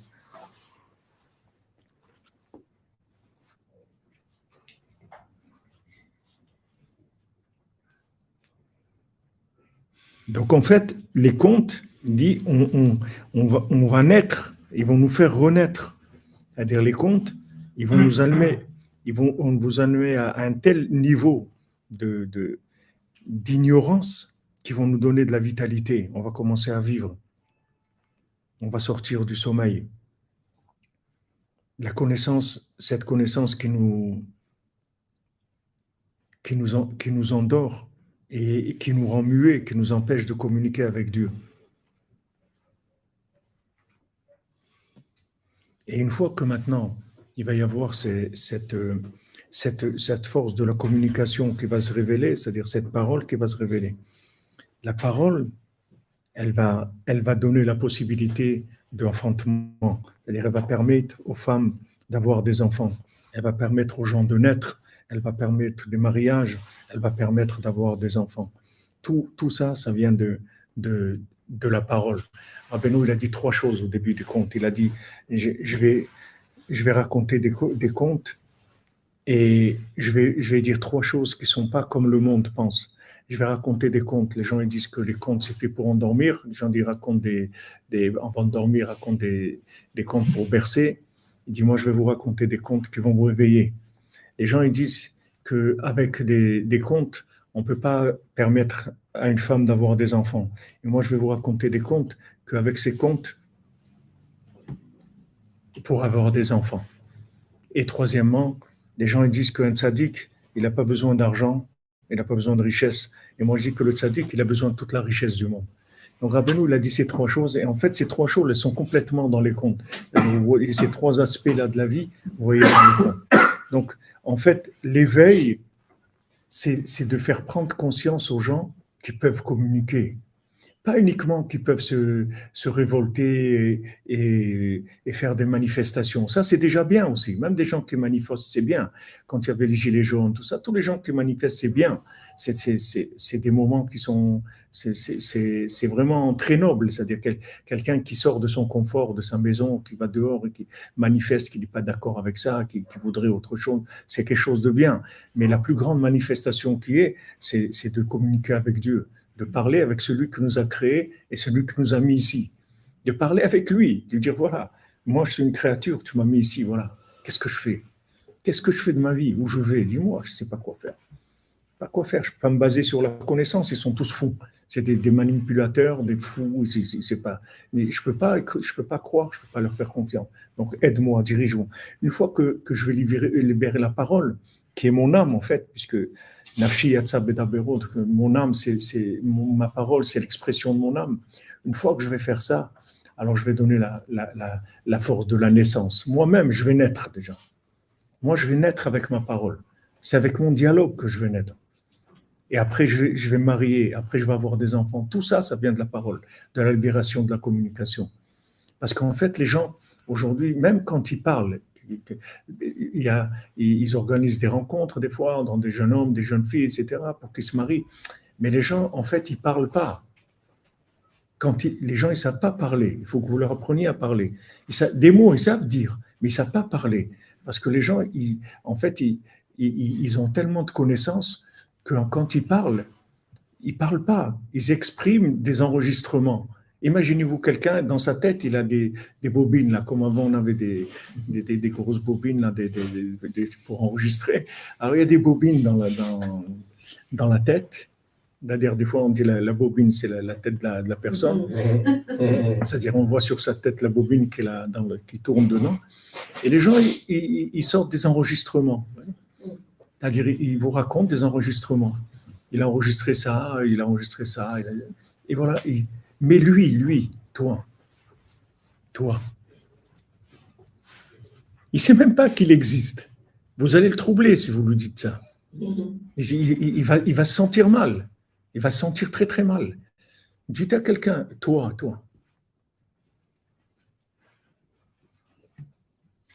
Comme Rabbi nous raconte le roi qui avait envoyé un ministre et qu'il a été reçu comme le roi dans le pays, il pensait que c'était le roi, donc ils lui ont donné une place royale. Et une fois, il manque de peau, le roi il est arrivé. Alors le roi, quand il est arrivé, il pensait que le ministre c'était le roi, donc le roi qui arrive pour eux c'est un ministre. Alors, mais quand ils étaient tous les deux attablés, il a dit, nous deux, on connaît la vérité. Ok, ici il y a du cinéma, mais nous deux, on sait qui est le roi. Ça, c'est pareil. C'est-à-dire les gens, ils parlent. Ok. Et ça, Bémet, le Rav Besançon, c'est extraordinaire. Vous voyez, moi, j'ai vu sur moi, mais c'était beaucoup plus fort quand je le voyais sur des autres après qui venaient, des années après. Comment la personne, elle vient avec plein de films dans la tête. Plein de trucs. Vous voyez que c'est des produits hollywoodiens, les gens. C'est-à-dire qu'ils ont que des connaissances et des films, ils ont capté des trucs, voilà, ça et ça et ça. Mais quand vous touchez dans la personne, ce qu'elle est elle-même, ok, ça, mais toi, tu veux quoi? Tu fais quoi? C'est quoi, toi? Mais les gens, ils sont déboussolés quand vous leur dites ça. Ils ont peur. Ils n'ont jamais vécu ça. Quoi? Moi? Non, ok, tu as parlé ça, mais toi, t'es quoi? Et voilà, si les gens, vous leur apprenez à parler, ça y est, ils s'expriment eux-mêmes. Ils ne vont pas parler de l'autre. Ils ne vont pas copier ce que l'autre dit. Ils vont vous parler d'eux-mêmes, ce qu'ils sont eux-mêmes, vous dire ce qu'ils ont à l'intérieur. C'est le début de la vie. Donc, c'est pour ça que Rabbi nous dit ici, dans les contes, la première chose, c'est de réveiller les endormis, c'est-à-dire donner aux gens la possibilité de s'exprimer eux-mêmes, pas d'exprimer quelque chose qui a déjà existé. C'est ta mélodie qui m'intéresse, c'est pas que du playback, on a marre du playback. On veut pas de playback. Fais ta mélodie à toi, tu as une mélodie, c'est ça qu'on veut entendre. Imaginez-vous qu'on soit dans un monde où les gens, chacun, il joue sa mélodie. Mais c'est un autre monde complètement. C'est un autre monde. On nous a fait tous du playback. Là où on est, on joue tous la même chose. C'est-à-dire, c'est le truc. Chacun, il fait le piano, l'autre, il fait la clarinette, l'autre, la batterie. Mais on répète tous la même chose. Mais c'est impossible de vivre comme ça. C'est pas de la vie. On vit pas, on s'exprime pas, on n'est pas nous-mêmes, on n'a rien fait. Comment on va se marier, on va connaître quelqu'un? Comment on va connaître notre moitié?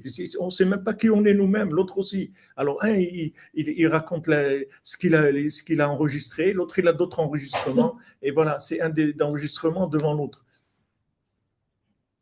Et même que des fois, Hachem qui fait, mais même là-dedans, il arrive à se faire les gens qui s'assemblent et disent, bon, on va les embrouiller avec les deux avec le même enregistrement. Peut-être qu'après, une fois qu'ils seront mariés, tout ça, ils vont jeter les enregistrements, ils vont commencer à être eux-mêmes, ils vont lâcher Des fois, Hachem, il a tellement de miséricorde qu'il fait correspondre il donne des références hollywoodiennes à tous les deux, que le principal, c'est qu'ils se marient, c'est tout. Après, on verra. Peut-être qu'ils vont lâcher en cours de route, ils lâcheront, ou bien il y a des enfants qui vont les aider à lâcher. Il y a de la miséricorde. Il y a de la miséricorde d'Hachem. Hachem, il rentre dans le jeu de chacun. Rabbi Nachman dit, il rentre dans le jeu de chacun, il descend, il rentre dans le jeu de chacun. Et il lui fait croire que, il comprend. Ah ouais, c'est super, et tout. C'est super. Combien j'ai vu de fois de ça chez Rav Besançon, c'était des moments vraiment extraordinaires. Vous voyez, des gens qui étaient pleins de connaissances, pensaient qu'ils voulaient ça de la vie, qu'ils voulaient ça. Et en fait, tout ce qu'ils voulaient, c'est que des produits qu'on leur a vendus. C'est des produits de la publicité, c'est tout. C'est des gens, ils parlent en panneaux publicitaires. Ils ne savent pas, ils croient que c'est ça la vie. Et il parle, il dit, ouais, ça, je veux faire ça. Mais d'où tu sais que tu veux faire ça? D'où tu sais que c'est ça qu'il te faut? D'où tu sais? C'est rien du tout. Moi, quand j'ai passé les conseils d'orientation au lycée pour aller, après la troisième, je ne sais pas ce que c'est aujourd'hui, mais après la troisième, il fallait choisir littéraire, mathématiques, trucs et tout. Alors moi, ils m'ont mis dans Sciences Éco, Sciences Po. Imaginez-vous, moi, je vais me mettre là-dedans. Qu'est-ce que vous laissez des gens, ils ont l'air de savoir des choses. Alors ils vous disent, ouais, vous, ce qu'il vous faut, c'est ça, Sciences Éco, Sciences Po. Ok, j'ai fait le bac, les trucs. Après, j'étais à l'université à Toulouse, Sciences Po, droit en Sciences Po. À la fin de l'année, j'ai dit, mais c'est quoi ça? C'est quoi ce truc-là? C'est pas possible, c'est pas possible. Pas possible. Et heureusement, bon, Hachem, à la fin de l'année, je suis sorti, j'étais en littéraire, j'étais en littérature anglaise, espagnole. Je me trouvais un peu mieux avec des gens qui pouvaient parler, il se passait des choses. Ces gens-là qui vous font l'orientation, eux-mêmes, ils sont désorientés complètement. Qu'est-ce qu'ils vont vous orienter à vous? Ils sont fous déjà. Qu'est-ce qu'ils vont vous orienter? Ils n'ont aucune sensibilité de l'individu. Ils n'ont aucune sensibilité. Ils ne sentent pas les gens. Ils regardent, je ne sais pas, peut-être les notes ou je ne sais pas sur quoi ils se basent, mais ils ne sentent pas les gens. Ils ne sentent pas où est l'individu. Avec ça, voilà, on va vous construire votre vie. Mais ce n'est pas tout le monde qui a le mérite à un moment de sa vie de se rendre compte que ça ne va pas. Ce n'est pas qu'il se rend compte, c'est qu'il fait des rencontres qui changent sa vie. Mais ce n'est pas tout le monde qui a ce mérite-là. Alvaï, que le monde entier ait ce mérite-là, de rencontrer les gens qu'il faut et qui vont les mettre sur le chemin d'eux-mêmes. C'est le chemin de Dieu, c'est le chemin de toi-même. On ne parle pas maintenant de devenir. C'est le chemin de toi-même, tu sois toi-même, c'est tout. Que quand tu te vas le matin, tu te touches, c'est toi. Tu n'es pas en train de toucher, je ne sais pas, des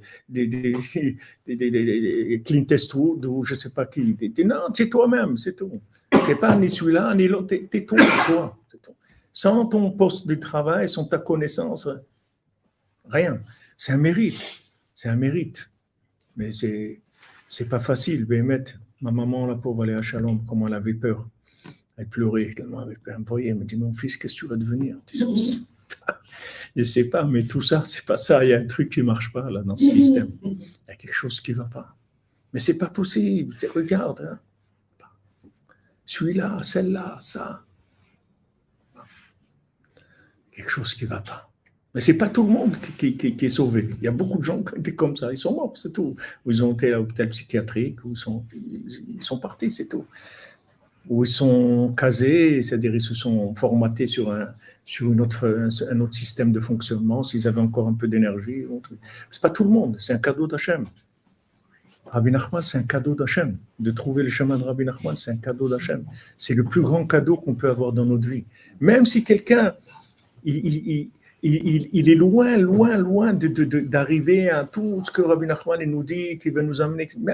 Mais rien que de le connaître, rien que de savoir que ça existe, c'est énorme. C'est énorme, c'est un repère dans la vie. Vous avez un repère dans votre vie. Vous savez que ça existe. Après, maintenant, vous faites ce que vous pouvez. Mais vous savez que ça existe. C'est énorme de savoir que ça existe. Énorme, énorme. Il y a un repère, comme l'a dit Rabbi Nathan. Les gens sont fous, et moi aussi je suis fou. Mais j'ai connu un homme normal dans ma vie. Vous avez une norme, quelqu'un qui correspond à la norme. Voilà la norme, voilà ce que c'est un individu. C'est ce que je vous ai dit pour Moshe Rabbeinu, ce que Rabbeinu il rapporte ici. Et Bezrat Hashem, on en parlera demain. Moshe Rabbeinu, c'est le premier être normal qu'il y a eu dans le monde. C'est le premier homme qui correspondait à la norme humaine. Tout ce qu'il y avait avant, c'était des essais. Mais Moshe Rabbeinu, c'est le premier. Le premier qui était en même temps un être humain, en même temps un homme de Dieu, les deux, en même temps divin, en même temps humain. Et il arrivait à vivre avec cet équilibre-là. Et c'était possible. Et il n'y a aucun problème. Et il nous a donné l'exemple qu'on peut vivre ces deux parties de nous-mêmes.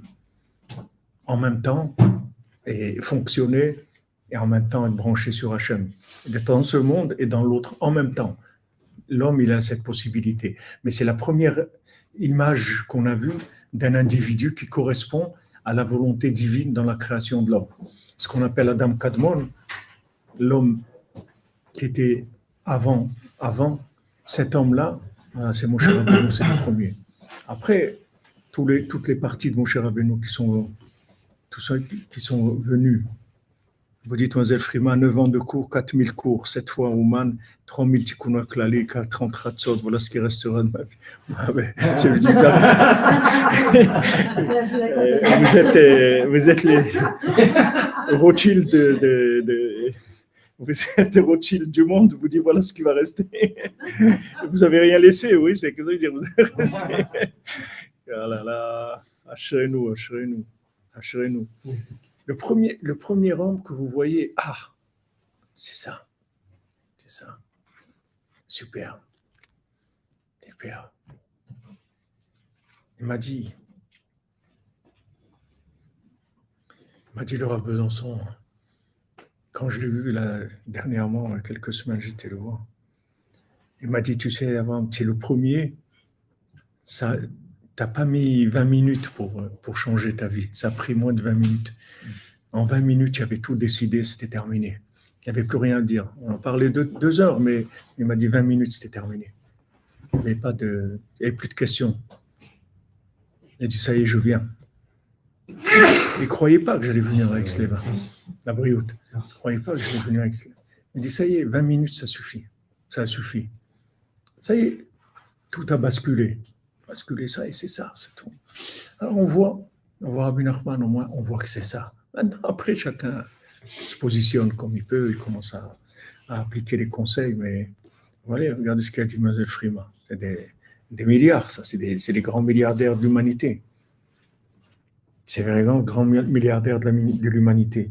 Alors, quand on voit Moshe Rabbeinu, en fait, quand Rabbeinu dit dans l'écoute morale que le nom Moshe, c'est 345. Maintenant, Shmad, destruction, c'est 344. Shin Mem Dalet, c'est 344. Et Ratzon, c'est 346. Et Moshe Rabbeinu, 345, il fait passer les gens de la destruction, c'est-à-dire de l'anti-vie au vouloir, à la vie. C'est ça son travail. C'est-à-dire il fait passer de là à là les individus. Il les fait passer uniquement par son existence, c'est tout. Par le fait qu'il est là, c'est tout. Ça suffit. C'est-à-dire le fait qu'il est là, sa présence, ça suffit. C'est ça le principal. Parce que ça aussi, les gens ils commencent à rentrer, Breslev, ouais, on va apprendre, Breslev. Il n'y a rien à apprendre. Apprendre. Aime le tzaddik, c'est tout. Il n'y a rien à apprendre. Après, tout le reste, tu vas apprendre, c'est de la technique. Mais le principal, c'est que tu aimes le tzaddik. Tu aimes Yosef. Il leur a dit, vous allez vous prosterner et tout. Et nous, on va prosterner. Nous, des cerveaux comme nous, on va se prosterner à toi, un petit jeune de 16 ans, 17 ans. Non, mais jamais. Ils ont voulu le tuer. Après, ils se sont prosternés. Et on dit alors, qu'est-ce qui avait raison?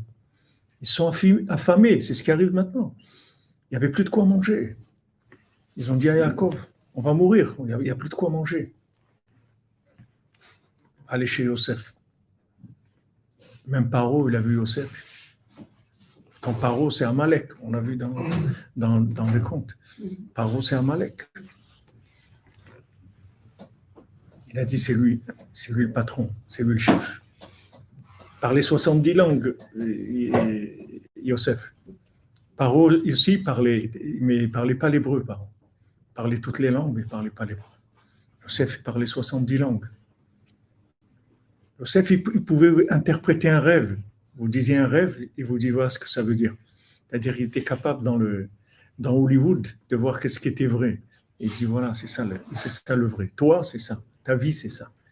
On a plein de choses, on ressent, on a envie de ça, on a envie de l'autre. Il vous balaye tout. Il vous dit, voilà, toi, c'est ça. Imaginez-vous qu'est-ce que c'est de rencontrer quelqu'un qui vous dit ça dans votre vie. On est perdu, on est des produits du cinéma. On ne sait pas qui on est. Même ce qu'on a envie, mais comme on dit, on y croit dur comme fer. On est sûr que c'est ça, que si on arrive à ça, ça y est, c'est le top et tout. Et c'est faux.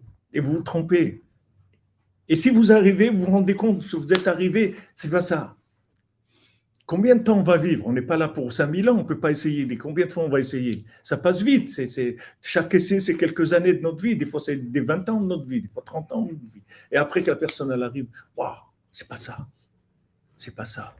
Imaginez-vous, vous vous rendez compte, quelqu'un qui fait le tri. Il vous enlève ce qui est hollywoodien et vous laisse ce qui est vous-même. Mais c'est une merveille. Il n'y a pas un plus grand cadeau d'Hachem que ça. C'est ça, mon cher Ben. C'est ça le tzaddik. Il vous fait passer de la destruction au vouloir. Le ratzon, c'est la vie.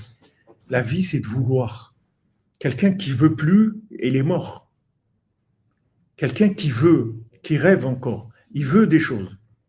Il veut, mais c'est merveilleux. Ah, ma fille, elle est venue avec moi à Paris et tout. Elle a été visiter la Tour Eiffel aujourd'hui. Elle me dit, je vais aller à la Tour Eiffel. Ah, c'est bien, mais quelqu'un qui veut, il veut voir des choses. C'est beau déjà, quelqu'un qui veut quelque chose. C'est beau. Il y a des gens qui ne veulent plus rien. Je vais à la Tour Eiffel. Je dis, pourquoi? Je mets Google, j'ai la webcam. C'est ce que je fasse là-bas. Il fait froid en plus. Voilà. Le vouloir, il est très très faible.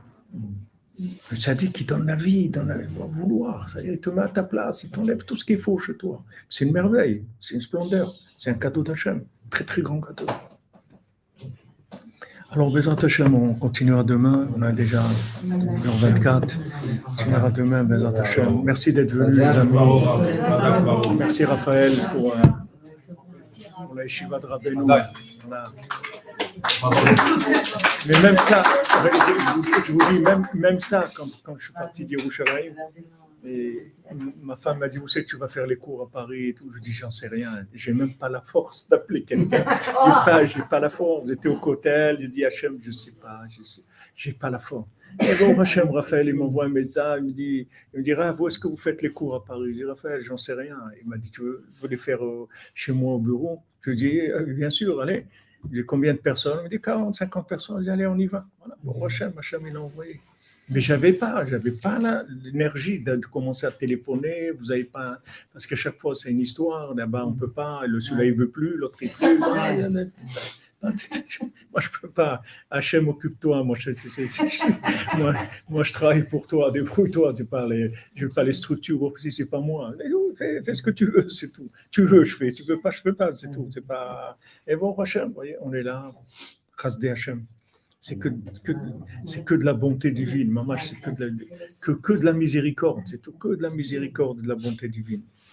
Ashrenu matochelkenu, manayim yoralenu. Ashrenu matochelkenu, manayim yoralenu.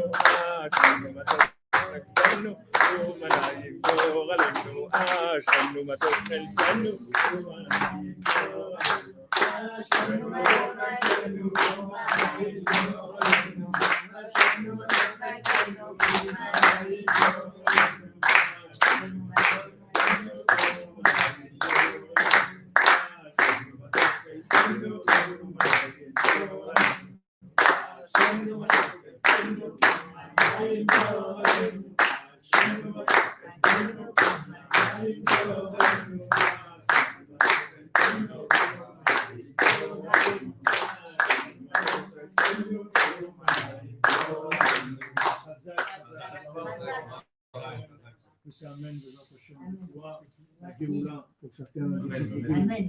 Amen, amen, amen, amen.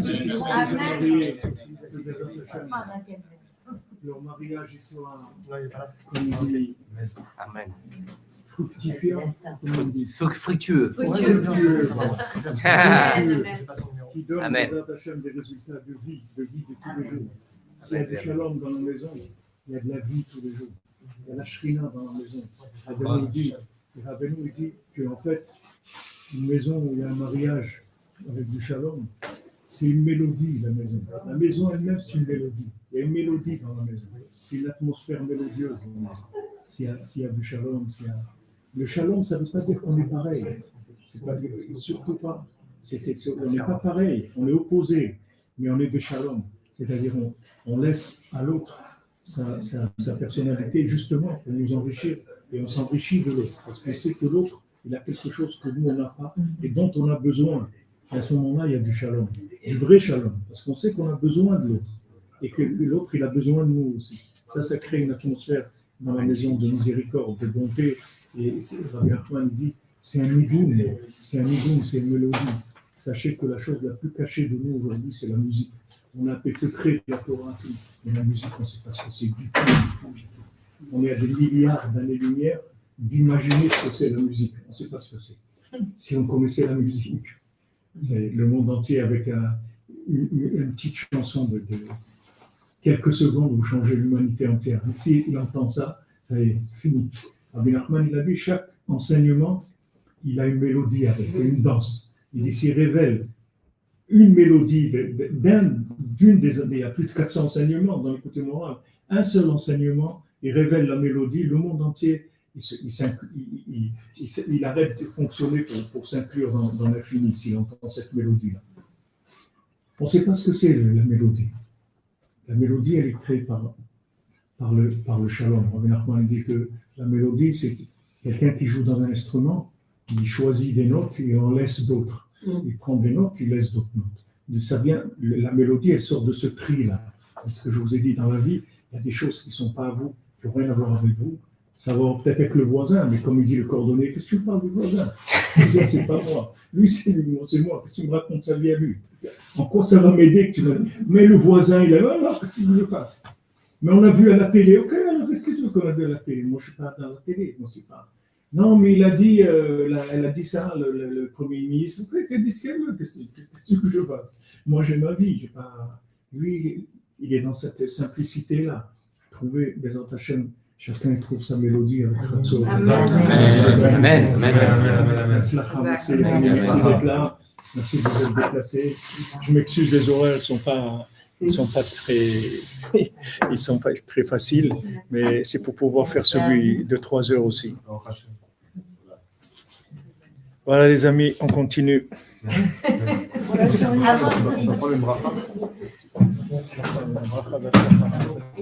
Attends, tu rigoles ou quoi?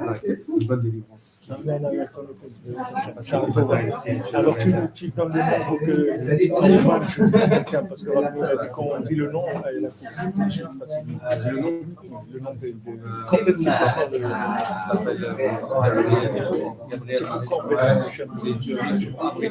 le mois d'avril.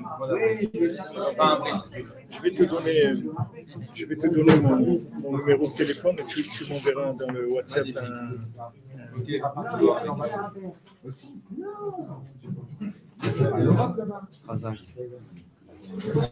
m'envoies le nom, comme ça on prend Oman et Mamash tout de suite, ça vient. Merci pour la force. Avec plaisir. Shalom Bayet et la Parnassa et la santé. En 2008. En 2008, non. 2008. Un moment. Ils disaient le Tikkun HaKlali, les gens ne savaient pas c'était quoi le Tikkun HaKlali. Quand je leur parlais de ça, ils disaient ok, mais on ne connaît pas. 2008, je parle, il y a longtemps, il y a 15 ans. Il n'était pas répandu comme aujourd'hui. Aujourd'hui, c'est magnifique. Amen à vous aussi, que des bonnes nouvelles.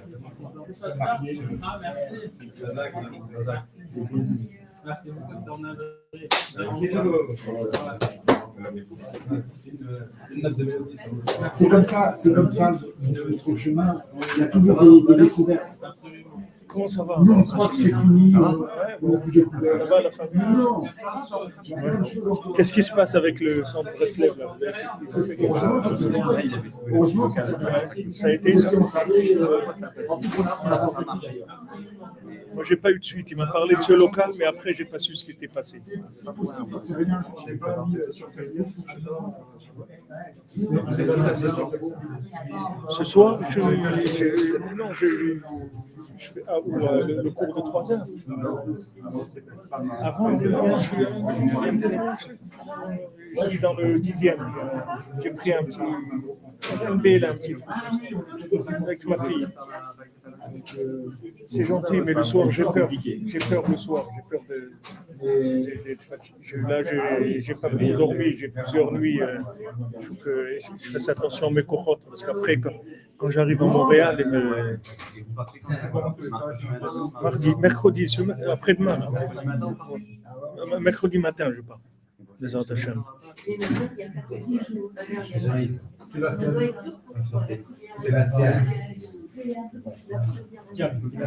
Sébastien. Moi aussi, je suis sur le non.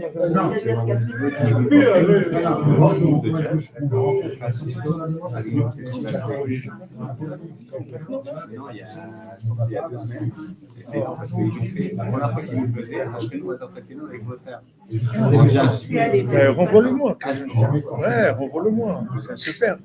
Parce que moi, je mets quand il y a des choses comme ça. Tout le temps que là, il y a celui qui fait Eniouche, là. Celui qui a fait voilà ça. Il fait avec Aouman aussi. Et qu'à Aouman, ouais, il vient Aouman. Sadia. Ouais, il vient. Ouais, il était chez nous. Il est bien. Shalom, shalom.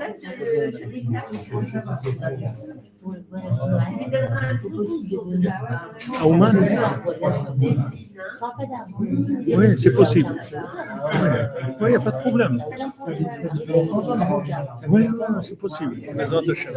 Moi, je vais le 15 décembre. avec moi, bon, c'est un peu délicat, vous voyez bien. Non, c'est pas. Mais par contre, ce que je peux vous donner, c'est. Il y a un voyage, il y a des dames qui viennent. Il faudrait que je vous mette en contact. Alors, donnez-moi, je vais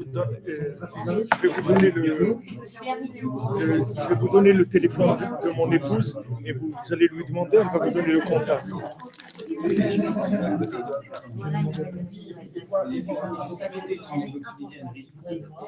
Vous avez le WhatsApp dans mon téléphone?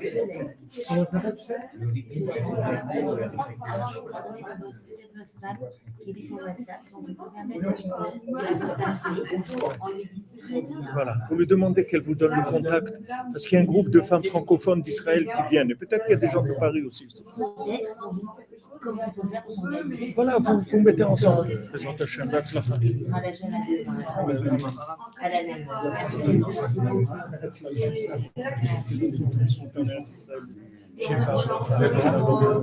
Ça va, les enfants?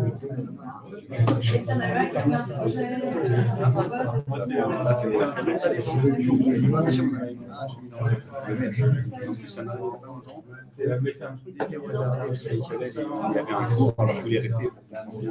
Je fais ce que j'ai. Vous connaissez David qui explique le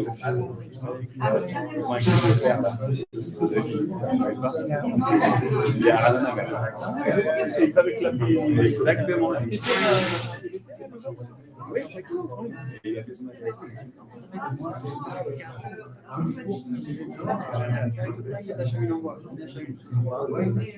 Je restais 2 heures.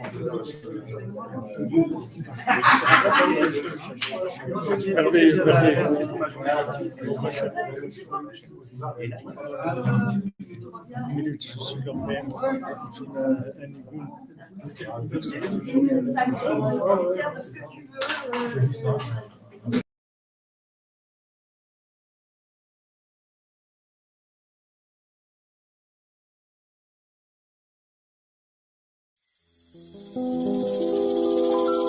הריני מת אשר עצמי לכל הצדיקים האמיתיים שבדורנו, לכל הצדיקים האמיתיים שוכני עפר. קדושים אשר בארץ המה ובפרט לרבנו הקדוש צדיק יסוד עולם, רבנו נחמן בן פגל. זכותו יגן עלינו ועל כל ישראל אמן. לכו נרנן על אדוני נריע לצור אישנו, לקדם אף פניו בתודה בזמירות נריע לו. כי אל גדול אדוני הוא מלך גדול על כל אלוהים. דידידידים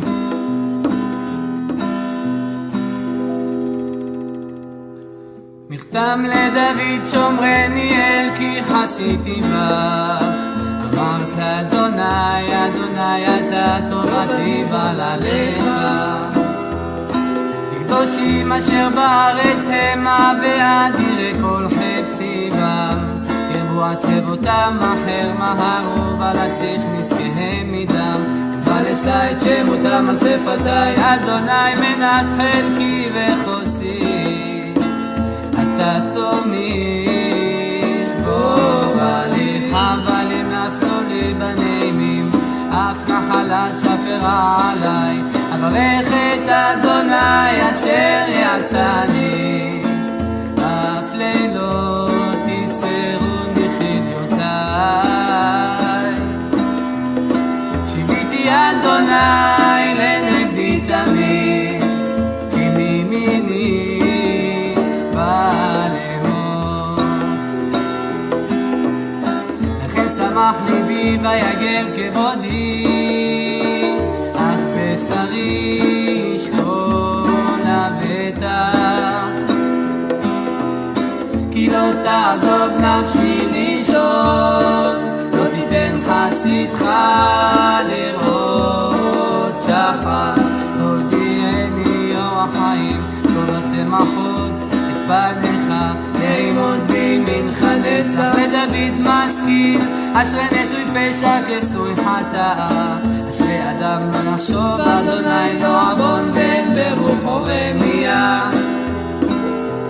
כי החרשתי בנו עצמי בשגעתי כל היום, כי יומם ולילה תכבד עלי ידיך, נפח לשדי בחרוני קיץ אלה. חטאתי הודיעך